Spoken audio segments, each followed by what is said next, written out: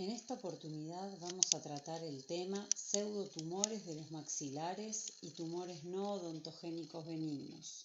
Mi nombre es Natalia Arderian, soy docente de la Cátedra de Patología, Semiología y Clínica de Estomatología. Para comenzar con esta temática es importante distinguir y diferenciar los conceptos de pseudotumor y neoplasia. Se entiende por pseudotumor a una masa anormal de tejido de etiología conocida o desconocida cuyo crecimiento es autolimitado, es decir, el crecimiento de la lesión disminuye, cesa por completo o incluso la lesión puede desaparecer a medida que se alcanza la maduración del individuo. Por lo general son lesiones que tienen un crecimiento aumentado en las primeras décadas de la vida del individuo, cesando una vez que el individuo alcanza su maduración o una vez que es eliminado el estímulo que le dio origen. Clínica y radiográficamente simulan lesiones de tipo neoplásicas, pero su comportamiento difiere en este sentido. Las neoplasias, sin embargo, son masas anormales de tejido de crecimiento autónomo e incoordinado respecto al tejido circundante. Su etiología es desconocida, no se sabe con exactitud cuál fue el factor causante que provocó el desarrollo de esa neoplasia y su crecimiento persiste una vez eliminados todos los posibles agentes etiológicos que puedan sospecharse. En este sentido, la OMS en el año 2017 distingue las lesiones pseudotumorales de las neoplásicas.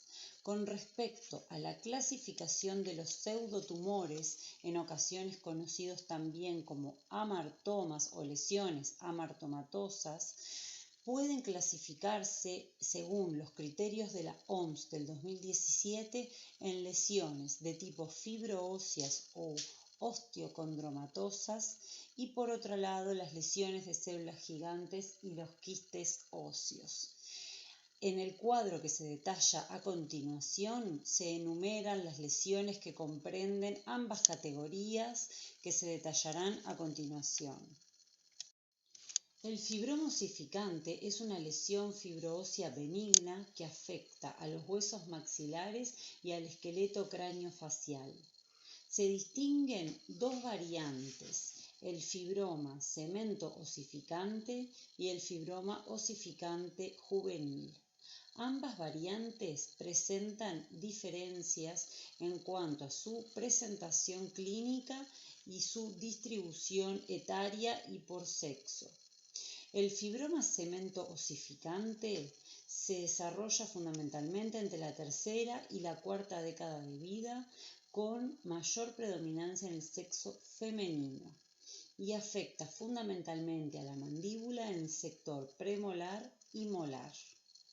El fibroma ossificante juvenil es la variante que se presenta en niños con una distribución por género igual tanto en el sexo femenino como masculino y su presentación clínica tiene mayor prevalencia en el maxilar. Ambas se presentan como una deformación asintomática que expande la tabla vestibular y lingual del hueso con un desarrollo lento o más rápido. Fundamentalmente el fibroma ossificante juvenil es con un desarrollo más rápido, más agresivo.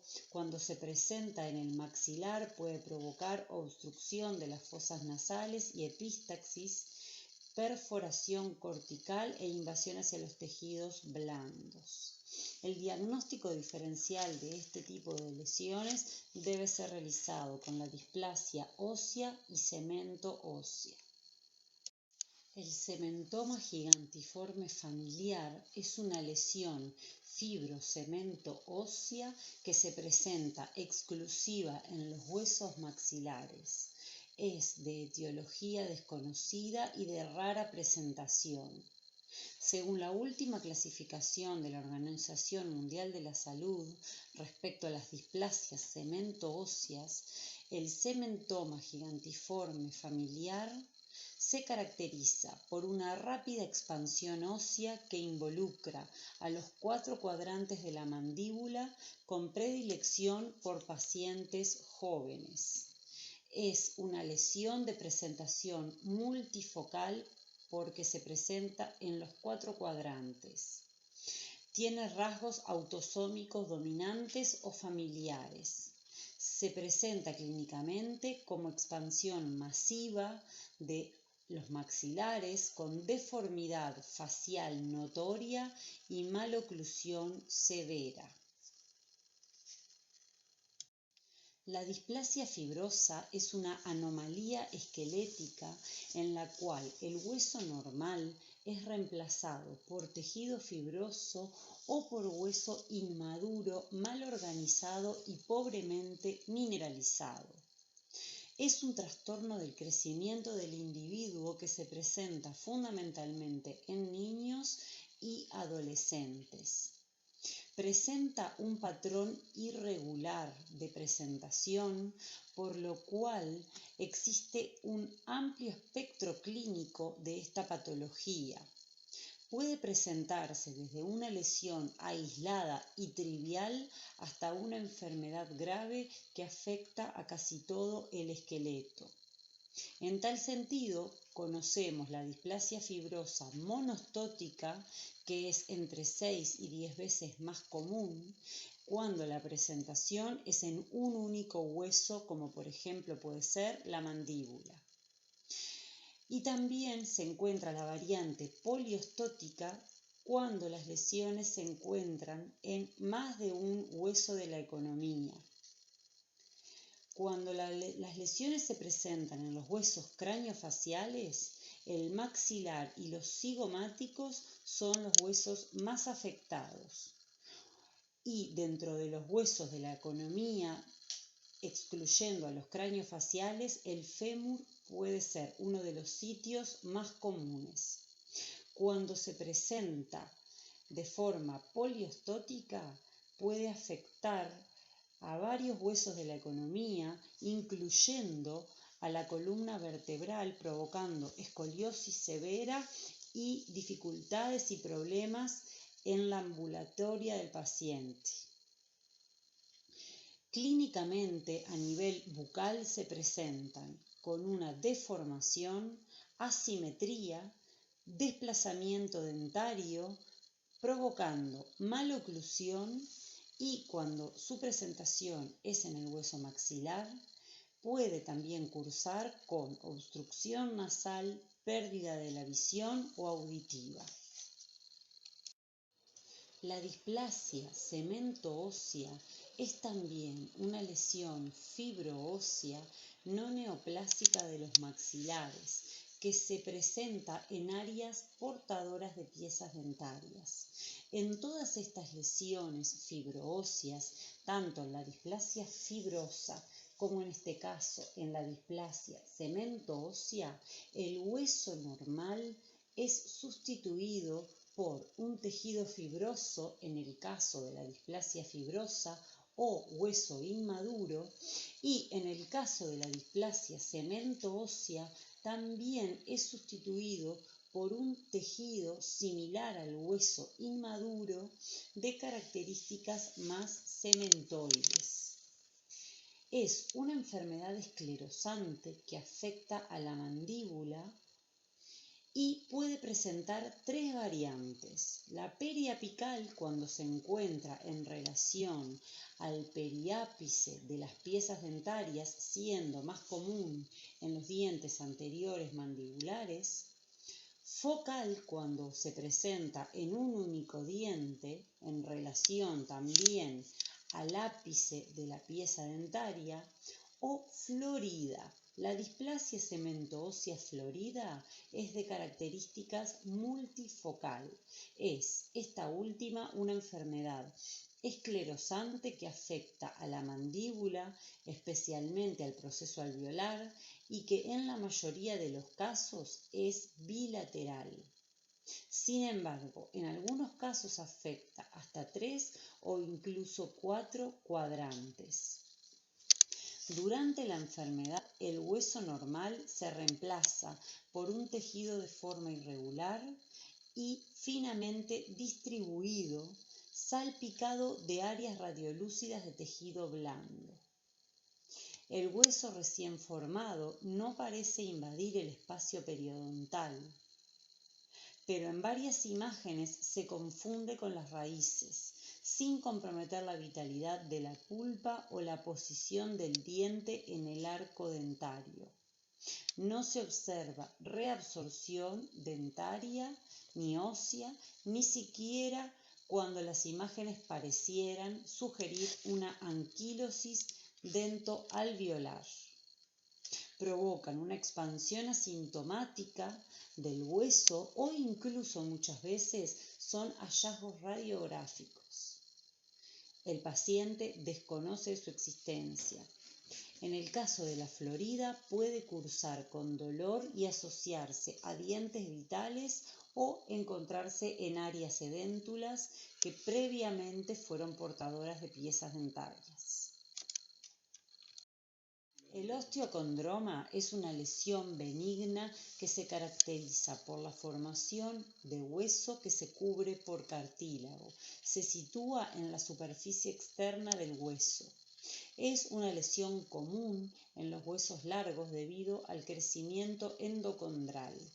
Sin embargo, es de rara presentación a nivel craneofacial.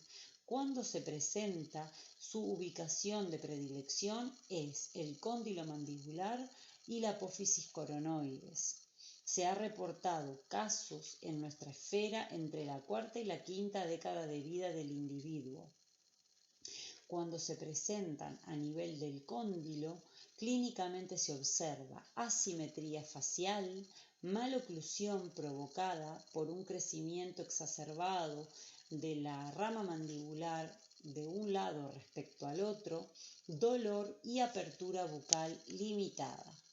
El granuloma central a células gigantes es una lesión de tipo osteolítica benigna. A pesar de ser benigna, es una lesión localmente agresiva.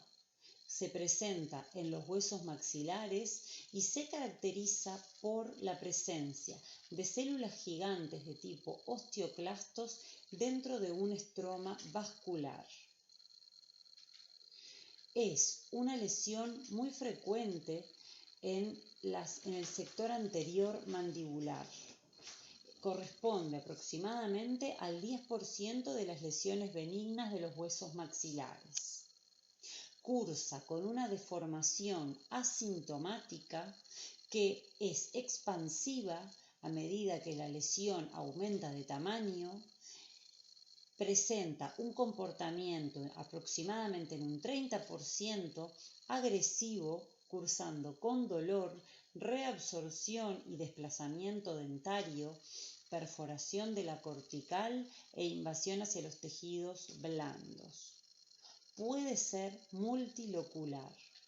Cuando se presentan estas lesiones de granulomas centrales a células gigantes, es imperativo descartar la presencia de hiperparatiroidismo en estos pacientes, realizando el diagnóstico diferencial con los tumores pardos del hiperparatiroidismo. El querubismo es una afección hereditaria caracterizada por una expansión simétrica de los huesos maxilares. Es una enfermedad fibroósea autolimitada familiar no neoplásica, en la cual el hueso se reemplaza por lesiones de células gigantes y quistes. Tiene predilección por la infancia y la preadolescencia, seguido por una regresión parcial o completa en la edad adulta. Es más frecuente en el sexo femenino. En la gran mayoría de los casos notificados, las lesiones se limitan a la mandíbula y preservan el cóndilo. Ambos maxilares se ven igualmente afectados, pero la mayor proporción de la lesión se presenta a nivel mandibular, cuya presentación es bilateral. Clínicamente se observa una expansión lenta de los maxilares antes de los 6 años, que provoca una retracción de la piel del rostro, de los párpados, una exposición escleral, lo que da el aspecto de querubín, de allí su nombre, desplazamiento y movilidad dentaria, una erupción dentaria alterada, alteración en el habla y discapacidad visual. La biopsia produce su diagnóstico patológico, con el cual se confirma el diagnóstico de querubismo. El quiste óseo aneurismático es una lesión osteolítica quística o multiquística expansiva. Se compone de espacios llenos de sangre separados por tabiques fibrosos que contienen células gigantes de tipo osteoclástico. Su presentación es más frecuente en pacientes jóvenes de sexo masculino y en la mandíbula en su región más posterior. Puede deberse a un posible traumatismo, pero su etiología no está dilucidada. Provoca una deformación dolorosa con movilidad y desplazamiento dentario, pudiendo provocar la perforación de la tabla ósea y la extensión a los tejidos blandos. El quiste óseo simple es una cavidad intraósea que carece de revestimiento epitelial, por lo tanto no es un verdadero quiste. Su contenido puede ser líquido seroso o sanguinolento, o incluso la cavidad puede presentarse vacía. Se presenta entre la segunda y tercera década de vida, sexo indistinto, y 1/3 de estas lesiones se pueden encontrar asociadas a una displasia ósea florida. Son crecimientos asintomáticos, pueden resultar de hallazgos radiográficos y no provocan ni reabsorción ni desplazamiento dentario. Por lo general son lesiones solitarias que se sitúan en el cuerpo mandibular.